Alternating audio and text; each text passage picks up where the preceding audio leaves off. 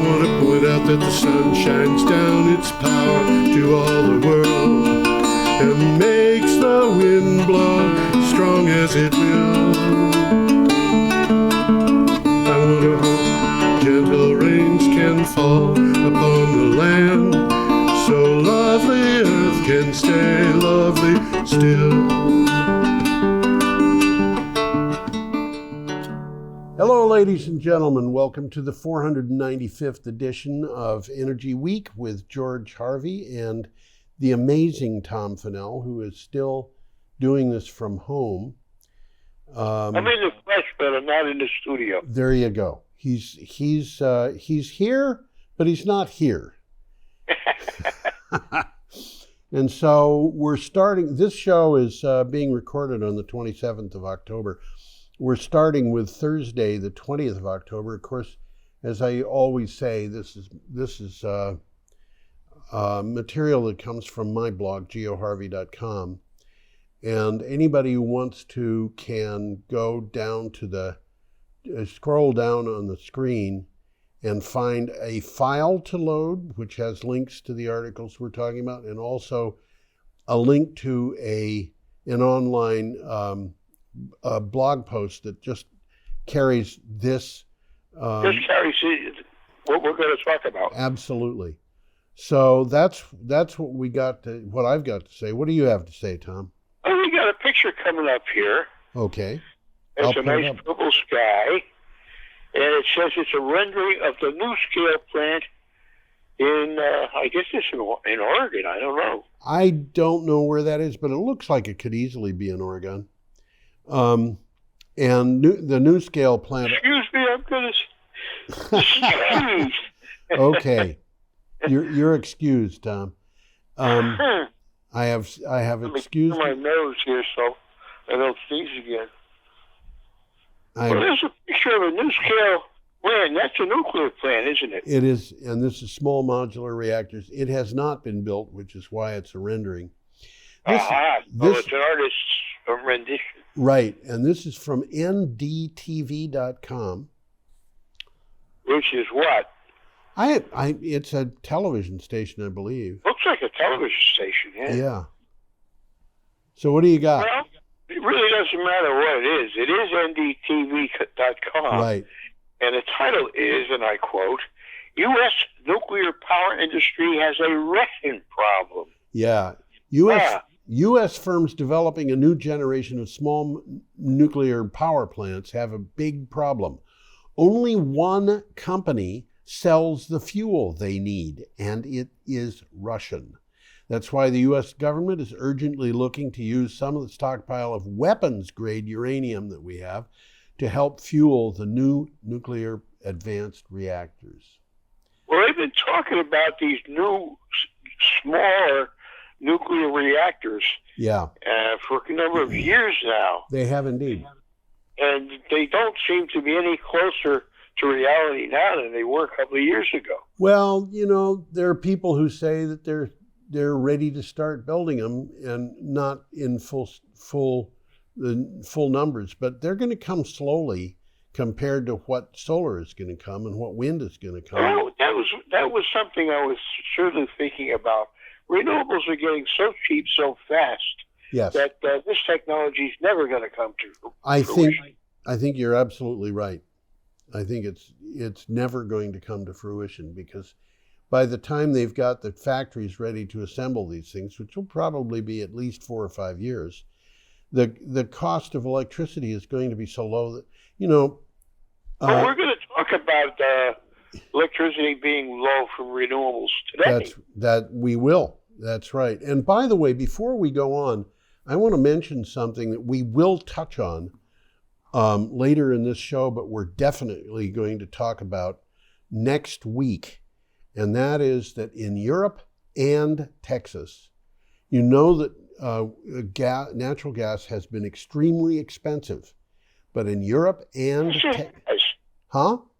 Yes, it has.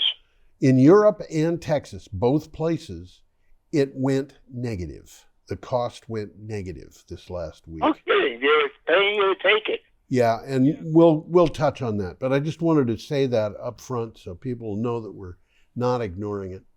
The big news on it came too late to go into this show. All right, should we go on, Tom? Yeah, there's another one coming up here, and it's a picture of an aeromine system. And aeromine is the name of a company. Right. And if you look carefully, you'll see a whole bunch of small vertical turbines on the top of that building. Yeah, that's right. This is from Clean Technica. Aeromine rooftop wind technology outperforms solar. Yeah, this is interesting. Aeromine created a bladeless wind energy system that harvests ambient wind currents to generate electricity. It is vibration-free, silent, and easy to install. Aeromine says that it can generate up to 50% more electricity than a comparable solar power array, and it costs no more. And if you look at the picture, you'll see that, let me put the picture up so people can see it. You'll see that those things up on the roof are positioned right above the wall, which means the weight of them is on the wall. It's not on the middle of the roof. Part of the problem with solar going on rooftops is that a lot of it weighs something. That's right. But this thing can be concentrated on the walls, which can support the weight. And I think this is an interesting development. It's the first commercial scale that I've seen of these vertical turbines. Yes. Yes. I mean, we've been talking about them for a long time, but I don't know of any place where they have significantly been installed. But this looks like a place. Yes, indeed, it does. Okay, should we go on? There was some talk of putting one of these things in Brattleboro a few years ago, but it never transpired. It never went to anything. Okay, our next item is from Clean Technica also. And what do you have? Well, there's a picture of a scientist working on a zinc-based energy storage system. Yeah, and if you ever hear... Go ahead, Tom, I'm sorry. It comes from Clean Technica, I just wanted to say that. We get a lot of good stuff from Clean Technica. Yeah. If you ever hear a chemist talking about working at a hood, this station where this woman is working is a hood. It's built in such a way that any gas that's involved with what she's working on is going to be ducted away. Uh-huh. So that's worth knowing. I'm going to put that up. Let me read the headline. Yes, do that. New zinc energy storage system beats the supply chain blues. Right. A lithium supply chain that is not up to snuff leaves room for alternatives to edge into the market. The latest developments on that score come from a Canadian company called Salient Energy, which is offering a new zinc-ion battery that relies on abundant materials in the United States. We're noticing a lot of progress happening in batteries. Yeah. As I've said on this show, there's probably more battery improvements happened in the last year than forever before that. Yeah, that could be. That could be. The development in battery, people are just putting real serious effort into building better batteries. And I think we're going to wind up with a set of technologies that are all working on it. It's inevitable. Yeah. So, should we go on? Yeah, let's move along to Friday, October 21st. Okay. And there's a very interesting looking picture of an electric car that appears to have a grill. Yes, I noticed that there's a picture of there's another picture that I think might be this week that also involves a bus with a grill. But go ahead. This is from Clean Technica. It's the Audi e-tron, and I think that's decoration. I don't think that's a real grill. I think you may be right. Yeah. Well, according to the article, which comes from Clean Technical, by the way, Clean Technica, Audi's line of EVs may soon be produced in the United States. This is the result of the Inflation Reduction Act. Audi's line of EVs may soon be produced in the United States as soon as 2023. I think that's coming up quick. Yeah, a couple of months from now. Thanks to the Inflation Reduction Act, which encourages EV makers to build their vehicles in the United States. for battery electric vehicles and plug-in hybrid electric vehicles to remain eligible for tax credits, the final assembly must happen in the United States. There's North America. I'm sorry, in North America. I think it means the United States. I don't know if Canada counts. Well, for all intents and purposes, it does. Yeah. But also... But, don't overlook Mexico. Yeah. Don't want to do that. And the majority of the parts have to be made in the U.S. also. Well, it's a step in the right direction. I think so. Keep those Chinese under control. Well, yeah. Well, they're wiry, you know. I'll tell you, I have a great deal of respect for the Chinese, but they're doing a lot of things right. I want the United States to do a lot of things right too. So here we have it. All right. Any more on that? I don't think so. It get interesting looking at a very, very, very large battery. A very, very, very large battery. That's exactly correct. And this is also from Clean Technica. And what do you have on this? Acacia Energy, 850 megawatts, 1,680 megawatt hours battery coming to New South Wales. Yeah. Remember when Tesla installed a 100 megawatt, 29 megawatt hour Hornsdale battery in South Australia and back in 2017? I remember talking about that on the show. It was just I do too, yeah. Amazing. It was so big. Back then it was huge. But my, how the world has changed. Acacia Energy announced it will build a 850 megawatts, so it's 8.5 times as big in terms of power. 1,680 megawatt hour, which means it's more than 10 times as big. It's 12 times, 13 times as big in terms of energy. It'll last longer. It'll last longer. It's a battery in New South Wales. So that's where they're going. Time marches on, and technology marches on. I'm looking at that picture. That thing is huge. It's unbelievable. I wish they had people in it or cars in it or something to show the scale. But absolutely, it is. You can only guess. You can only guess, but I would guess that those things are. Each of them is. I'm going to guess at least twice as tall as a human being. I was going to say they're probably about 20 feet, so we're talking about the same scale. Yeah, maybe 3 times as tall, maybe 4 times as tall. It's hard to know. All right, should we go on? Yes. Okay. We have a picture of a methane sat, which will launch in 2023. This is from CNN. Methane is a global climate concern, but new technologies offer hope. Right. This comes from CNN, by the way. Yeah.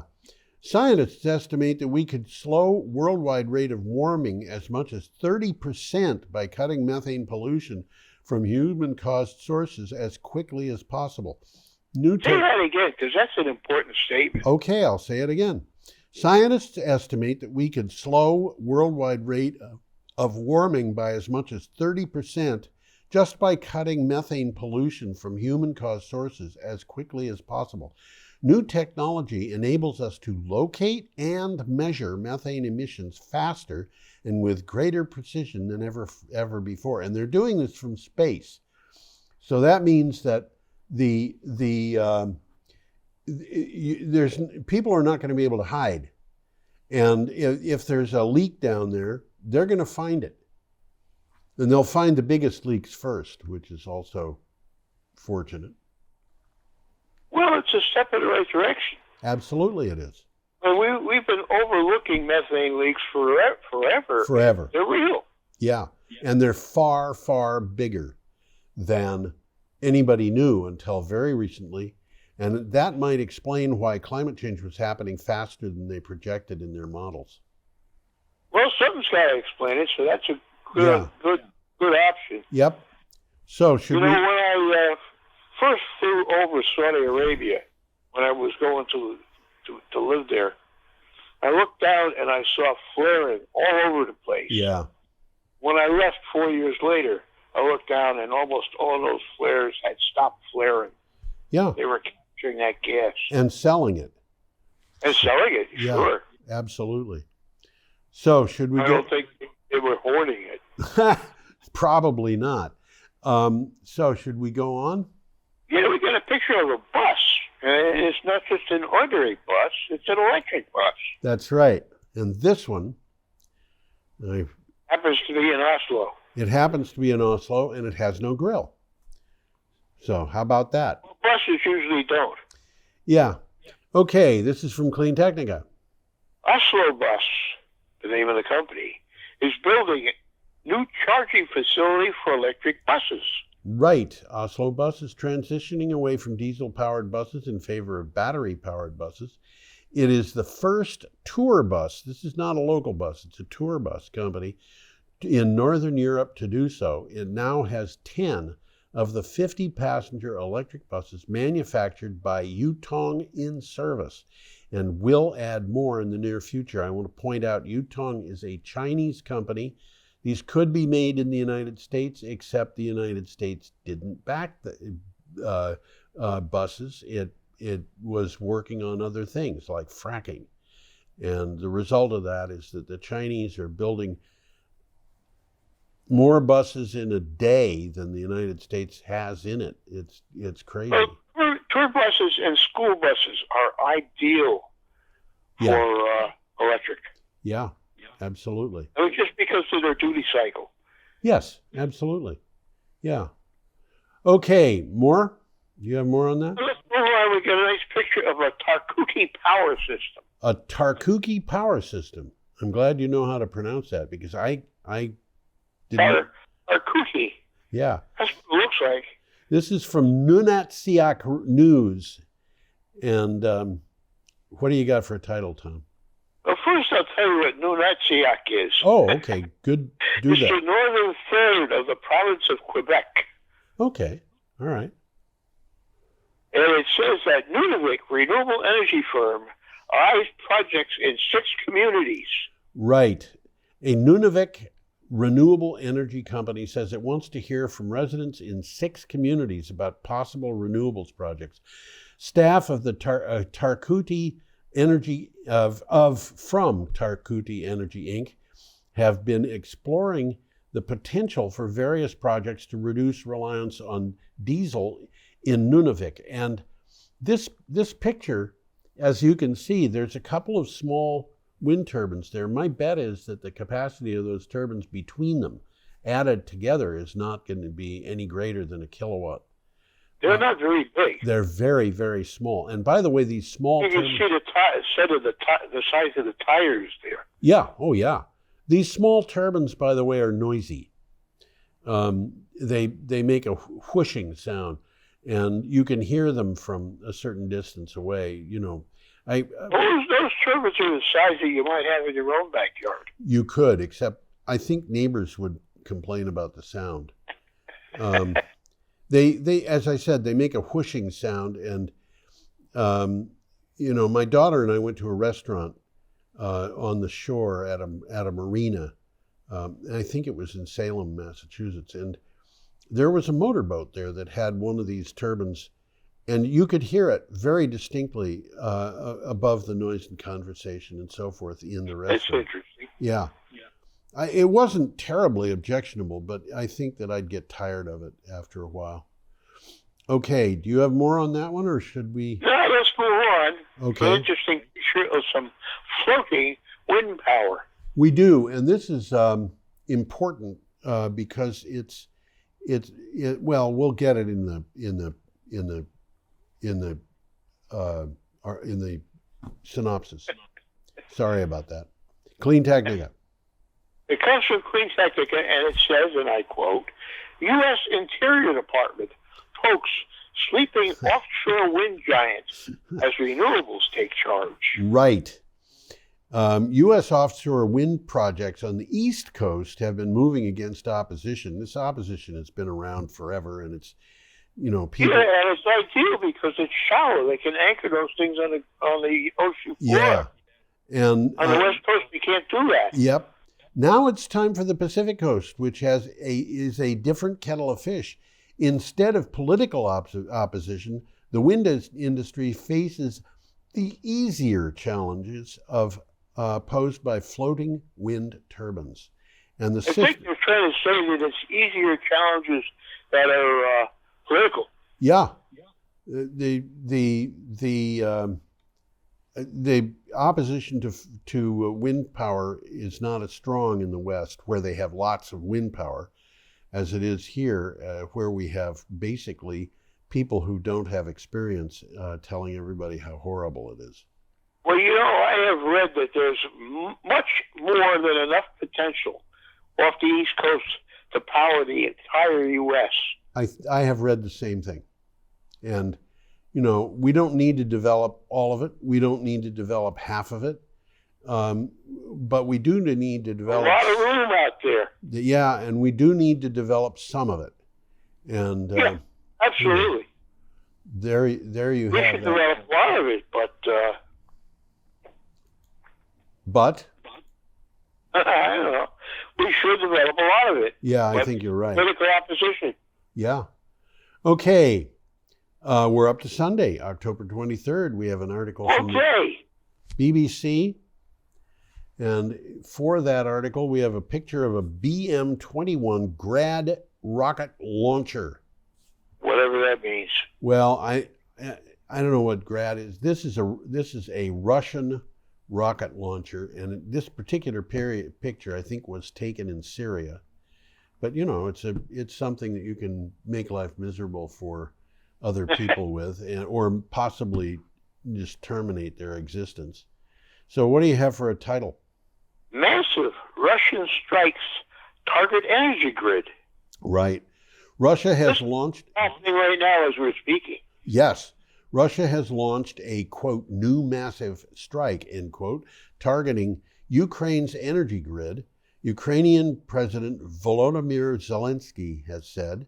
He said the attacks are on a very, quote, very wide, end quote, scale, hitting Ukraine regions in the center, west, south, east. Basically, all of Ukraine is susceptible to these. Nearly 1.5 million households are without electricity, and it's obvious here that President Putin in Russia just wants everybody to be cold this winter in Ukraine. He wants, something like that. Wants people to suffer. He figures that that's a way to win a war. And the Ukrainians, meantime... It's a very necessary war, too. Well, for him... For him it is. Yeah, he hasn't got the imagination to realize that Russia is big enough that it has incredible resources that they haven't even tapped that could support this transition to renewable energy. And so what he's doing is fighting a war, which I personally think is really about the transition from fossil fuels to renewable. 2/3 of Russia's foreign income is coming from the sale of fossil fuels. And the Europeans have been saying that they want to end the use of fossil fuels as quickly as they possibly can. Now they're doing it even faster. But when he started this war, it was very clear that he wanted them to be more dependent. And the war has just been going against him. I was just going to say, it seems like he's working against his own interests. I believe that's exactly the case. And honestly, I think that he's doing things that are reprehensible, but they're also, he's attacking Ukrainian civilians. He's attacking hospitals and theaters and, for no apparent purpose. He wants to terrorize them. This is a war of terror. And if you look at him, you see that he doesn't have a military background. He was in the KGB. And his Secretary of Defense is a man who doesn't have a military background. He's a civil engineer, and now he's in a general's uniform, but he's a civil engineer. That's a guy named Sergei Shoigu. And then the vice president is Dmitry Medvedev, whose background is as an attorney. He doesn't have a military background. And so... What the heck are they doing? He's an attorney. Well, maybe he does. What are they doing over there? What's that? What are they doing over there? Well, they didn't need to fight this war. They could have just said, okay, that's my point. We're going to be developing. You want cobalt? We got cobalt. Come to us for cobalt. But the problem is that's not what they're doing. They're trying to maintain the old product line. Putin, I think, just doesn't have the imagination to see that what he really needs to do is to develop a new business plan for the country. And Russia could be incredibly rich if he did that. But instead of that, he's doing what he learned. He's actually doing what he learned not to do when he was a child. When he was 6 years old, he started studying judo. What's the first thing when you study judo? What's the first thing they teach you? I don't know. Don't attack anybody. So, what can you say? I mean, he's this is a mess, and as I said, the Russians are expending their military might on destroying apartment buildings and hospitals. The Ukrainians are expending their military might destroying Russian tanks, and the result of that has been a disaster. And on top of everything else, one of the problems that the Russians have is that they failed to understand that the climate is changing. So they were planning on invading across the plains of the northern Ukraine while the ground was frozen. And when the invasion started, the ground had already thawed. So they had to stay on the roads. And they had everything was sinking into the ground. Yeah. And so there they are on the roads. All you've got to do to stop a 40-mile long tank column is stop the first tank. And that's, of course, exactly what the Ukrainians did. They stopped the first tank, and then they just sat there picking off the tanks behind it one after another. So this is a complete mess for the Russians. Anyway. Well, that's their problem. Well, that's my problem too, really. Really? Yeah. So should we let's move on. We got a nice picture of a wildfire. Yes. Where? In Tasmania. Yeah, Tasmania has always kind of fascinated me as a place. That's that island below Australia, isn't it? It is indeed. And when I was a kid, everybody believed still that, what was the name of that actress? Merle Oberon. People believed that Merle Oberon came from Tasmania. She had never been in Tasmania. But very, very beautiful woman, very popular actress, and I remember the name, but I couldn't associate her face. Merle Oberon was a person of mixed ancestry. She came from India.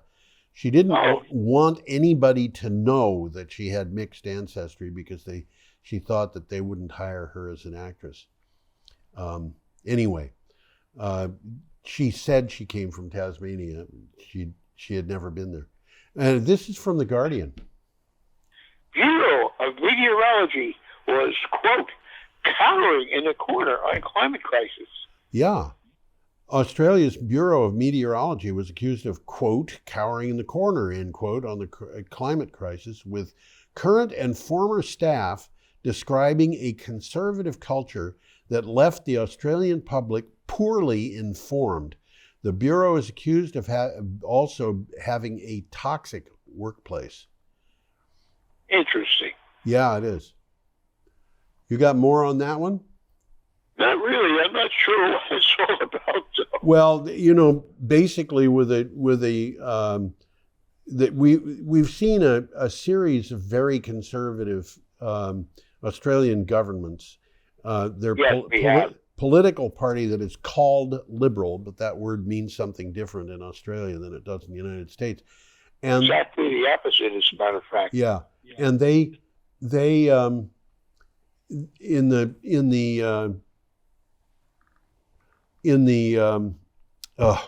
what am I thinking? The Bureau of Meteorology, they put pressure on people to perform differently than they should have. And the result of that was a toxic work environment, and the people in the public in Australia did not get informed about what was going on.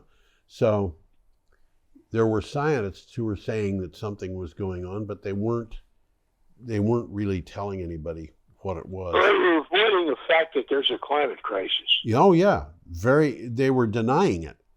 Okay, should we go to the next one? Can't guess. Okay, here we have a picture of residents interacting with the UN Attorney General, Antonio Guterres. I'm naming. I got it as Secretary General. Secretary General, that's right. And this is from UN News, so this comes straight from the UN. India's first solar-powered village promotes green energy, sustainability, and self-reliance. Yeah. Bingo. That's a triple header. It is indeed. During his 2-day visit to India this week, UN Secretary General Antonio Guterres, got it right this time, visited a model project site at Gujarat State, designated the country's first solar power village. He commended the villages there on the swift shift to renewable energy. That background in that picture is really kind of fascinating. Explain it. I don't know what it is, to tell you the truth. I think it's in the village, but I think it is too. Yeah, pictures. There are certain pictures I look at and I say, "Gee, that is so beautiful." I do this all the time with Arizona highways. I say, "That is so beautiful," and then in my mind I follow that with, "I'm so glad I'm not there." That's a nice magazine. Oh yeah, it is. It's beautiful, but I get sunburned so badly that I don't want to be in Arizona, and in India, I think I would not be happy with the numbers of people who are around. So it's beautiful. That building is fascinating. But anyway, there it is. Let's move along and see what's happening on Monday, October 24th. Yes, let's do that. We have a picture of an airplane from a place called Etihad Airways. And this is from Clean Technica. Etihad Airways plans to bring in COP27 delegates on a net zero emissions flight. Yeah. This is a publicity stunt, but it's a good one. Yes, I agree. Delegates to COP27 will travel to the conference with net zero emissions rather than contributing to climate change. Etihad Airways partnered with the World Energy for the first net zero flight powered by Book and Claim, which is a sustainable aviation fuel. That's the Book and Claim is the name of the fuel to power the delegates. And my recollection, I don't have a note in front of me saying this, but my recollection on this article is that they are saying that this Book and Claim aviation fuel is not just net zero, it actually draws down more carbon than it releases. That's interesting. Yeah. Well, it's Etihad Airways. I've never heard of them, but they're an airline in the United Arab Emirates. Okay. For what it's worth. Yeah. I had thought they were Egyptian. I'm glad you told me that. Okay, should we go on, Tom? Can't dance. Got a nice picture of a Satguru. That's right, and this is from BBC.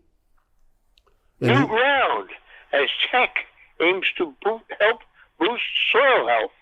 Well, that's a step in the right direction. I think so. More than half of the world's agricultural soil is degraded, experts say. I'm going to repeat that. More than half of the world's agricultural soil, that's where we get our food from, is degraded.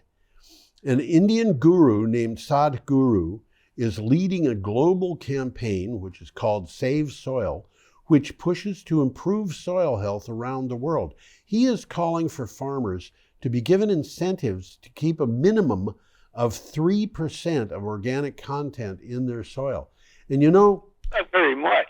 It's not very much, but if you've got organic content in the soil, that is the most powerful way to get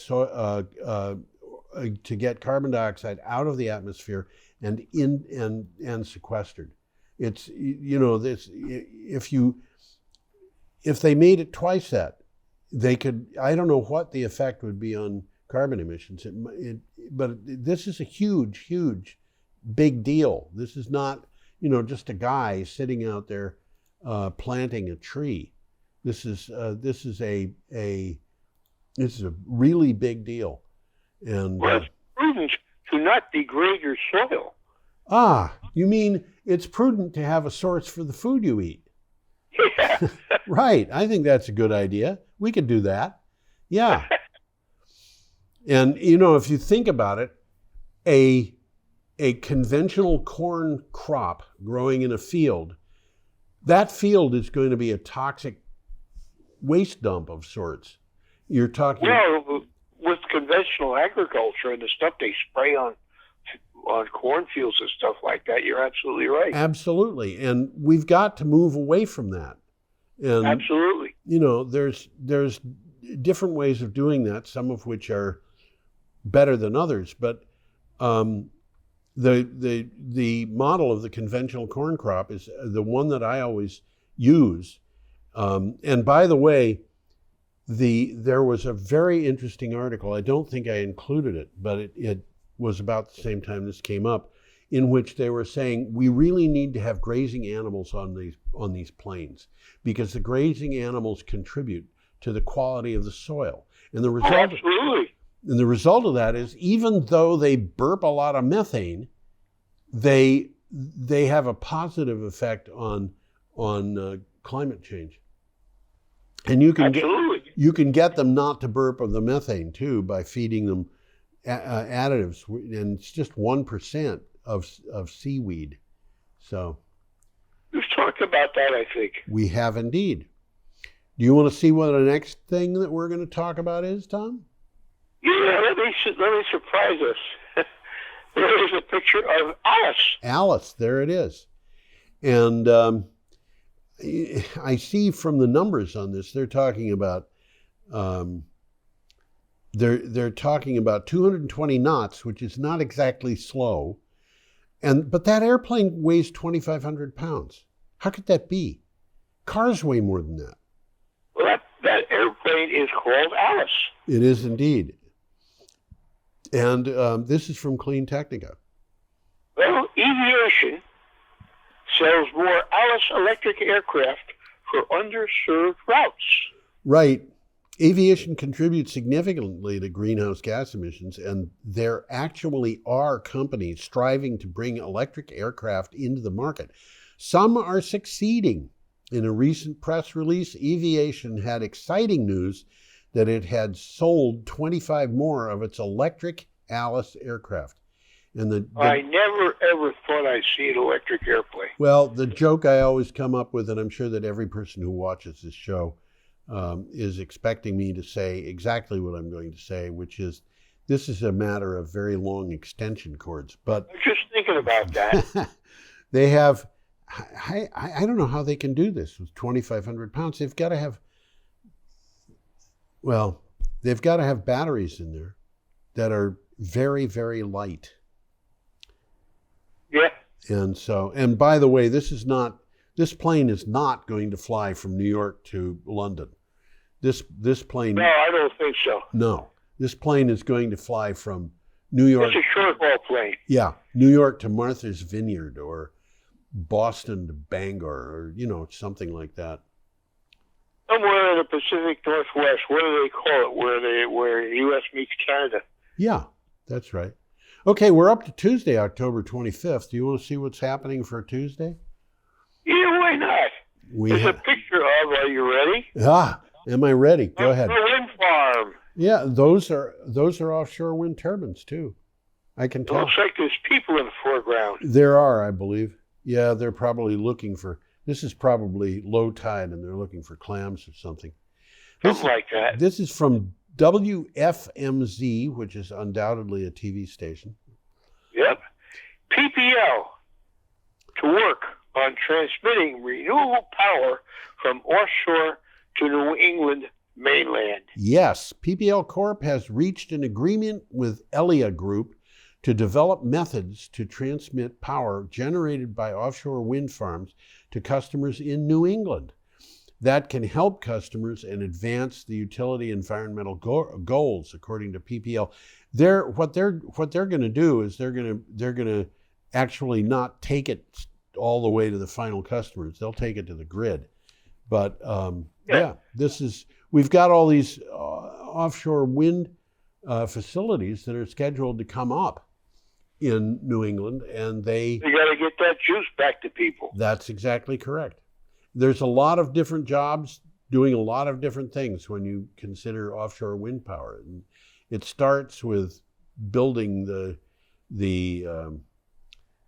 well, this is the infrastructure. Yeah, building the base of the tower, putting the tower up, putting the turbine up, getting it all hooked up, having inverters and things like that. When in the end of the day, there's going to be permanent employment for people who have to go from one tower to another on a regular scheduled basis, making sure that everything's oiled and in shape and so forth. So, well, as I've said, though, we have not begun to use the tremendous potential of the Atlantic coast shelf. Not even close. Okay, our next item. And we can and will eventually do it. And what it ultimately means is fossil fuel power is going to disappear. That's correct. I agree with you. Okay, our next item here is this is a picture of hemp. And we have an article from... What's that? Looks like hemp to me. George Washington used to grow hemp. And in fact... Yeah, and there's a huge amount of hemp that was grown to make manila lines and ropes, things of that nature. Okay, what do you got for a title? Hemp for victory. Yes. Researchers make better and cheaper batteries from plant waste. Isn't that amazing? Well, that's very interesting. Isn't it? Texas-based BEMP, that is BEMP research, says it developed a lithium sulfur battery based on the use of hemp to make a boron carbide material. It says its battery would overcome lithium-ion battery challenges on cost, scalability, performance, waste, and recyclability. Well, hemp is cheaper than lithium. Hemp is cheaper than lithium. Yeah, I bet it is. Yeah. So what do? Well, again, we're talking about a group of people trying to find another way. And well, there's been a lot of changes in that direction in the last few years, and they're going to continue. Yes. But we're eventually, and it isn't going to take too long, going to stop burning things. Yes, we have to do that. So our next item comes from BBC, and we have a picture of an LNG tanker. Yeah, you can see all those bubbles, huh? Yes, right. Well, spheres hold compressed gas. In this case, it's a liquefied natural gas, but it's got to be kept under pressure. And by the way, the Japanese characters there, I looked it up. It means blue sail sky. Means what? Blue sky sail. I think that's what it is. It's one or the other. Uh-huh. Yeah, I was curious about that. So what do you have for a title? The ships full of gas waiting off Europe's coast. We're actually using these ships for storage. That's right. Dozens of giant ships. I think there's over 50 of them. Packed full of liquefied natural gas lie off the coasts of Spain, Portugal, and the UK and other European nations. Europe has about 95% of the gas it needs for winter in storage, so the ships will have to wait to unload, which means, as you said, they're being used for storage. But there are other factors that are making it more complicated. And as I mentioned earlier in the show, the result of this activity, Europe has got the gas it needs. When they realized the Russians were going to shut off gas, they tried to get all the gas they possibly could, and that drove the price up. It also brought these ships in, and now they don't have a place to put the fuel that's on the ships, so the ships just sit off the coast. Ships storage. And they have the fuel that they need for the winter. that the Russians were going to cut off. And that's why, as I said earlier in the show, the price of liquefied natural gas in Europe went negative briefly this week, and it also went. Take it. Yeah, it also went negative in Texas, which of course is part of a somewhat different situation. But this liquefied natural gas thing is and other petroleum products. If it isn't a pain to the customer, it's a pain to the producer. It's There's no stability in the market. In the renewables industry, we've got a certain level of stability. Yeah, we do. Yeah. So, are you interested in proceeding? Yeah, we go. We're on our last day. We are indeed. Wednesday, October 26th. That's what it is. This is from CNN, and we have a picture of an oil rig. Let me put it up so people can see it. Nice orange sky. Yeah. Well, it's sunrise or sunset or something. Something like that. Yeah. What do you have for a title? The world is in its first truly global energy crisis. Yeah, this tightening markets for liquefied natural gas worldwide and major oil producers cutting supply have put the world into the middle of its first truly global energy crisis, according to the head of the International Energy Agency. Soaring global crises are just hammering consumers. But, you know, as I said, the price of natural gas has gone below zero in some places. And there are people who are extremely upset about that combination, including the president of France. Uh-huh. So, interesting. Soaring global prices are hammering consumers. Yeah. Ta-da! But the prices are no longer soaring. They're go down. I think going down doesn't really cover it. They're going crazy. This business of having the price of natural gas 6 times the normal amount one week and below zero the next does not make sense. And I would use the word crazy. Crazy, and that's why President Macron is upset about the situation that exists in Europe, and I'm sure that he is not the only one. But I can tell you another thing, and that is Vladimir Putin is not happy to see the price of natural gas go negative. Well, the Russians sell a lot of gas. Yeah, they do, and they're not going to want to sell that gas at a negative price. Would you?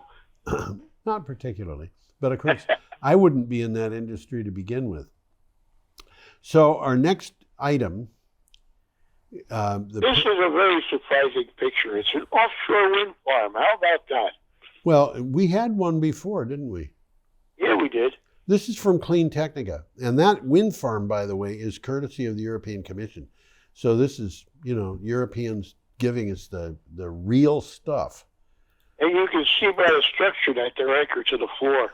They are indeed. That would be a very weird base to be floating. So what do you have for a title? China building the world's largest offshore wind farm at 43.3 gigawatts. As I'm fond of saying, gigawatts is bigawatts. 43.3 gigawatts of offshore wind power is more than you would expect from maybe 20 large nuclear reactors. 20? More That's than effective. Yeah, and this is this is it would be able to produce probably 30 times to 40 times the electricity of Vermont Yankee, which would mean that this one wind farm would power half the states in New England or more. Well, it's operating between 45 and 115 miles off the coast of China. Yes. This is, let me read the synopsis. Shaozhou, a city in Guangdong province has revealed ambitious plans for a 43.3 gigawatt facility in an unusually windy area of the Taiwan Strait, operating between 75 and 185 kilometers off the coast of Chiuna. The offshore wind farm will have thousands of turbines. And my bet is that the city is expecting that the national government of China would probably put a lot of money into this thing because they want to be able to control that area of the ocean. And so I think absolutely, and I think that's something that they want to do. I think you're right. Well, they're very embarrassed by Taiwan even existing. Yes, they are. No question about it. I wonder. I have wondered for many, many years how much Taiwan and mainland China are cooperating with each other, because there is a level of cooperation that is kind of odd. Much more than there used to be. Well, even, I remember when I was in my 20s, somebody said, look at where these Chinese generals retire. And the thing that he was telling me was, if you look at it, you discover that a Chinese general on Taiwan would retire and he'd get his pension, and then where would he go for his retirement? He'd go back home to Beijing. And so there's the pension was lasting a lot longer. Oh, well, not only that, but he was back home. I mean, it was this is a real thing. But the mainland China government was very welcoming of these people. And of course, they would have reasons to do that. Oh, money was coming into the country. Absolutely. But the other thing is that I think that they were friendly in ways that Americans just don't appreciate. So I'm not altogether sure about. I feel very very odd about China. I have, as I said earlier, a great deal of respect for the Chinese. I am very fond of things that I see in Chinese culture, but there's a lot to learn. Let me put it that way. So maybe I should put this wind farm up so people can see it. What kind of ship do you think that is in the background, Tom? I haven't the slightest idea. It looks like some kind of service vessel to me, but I don't know. Can't tell you.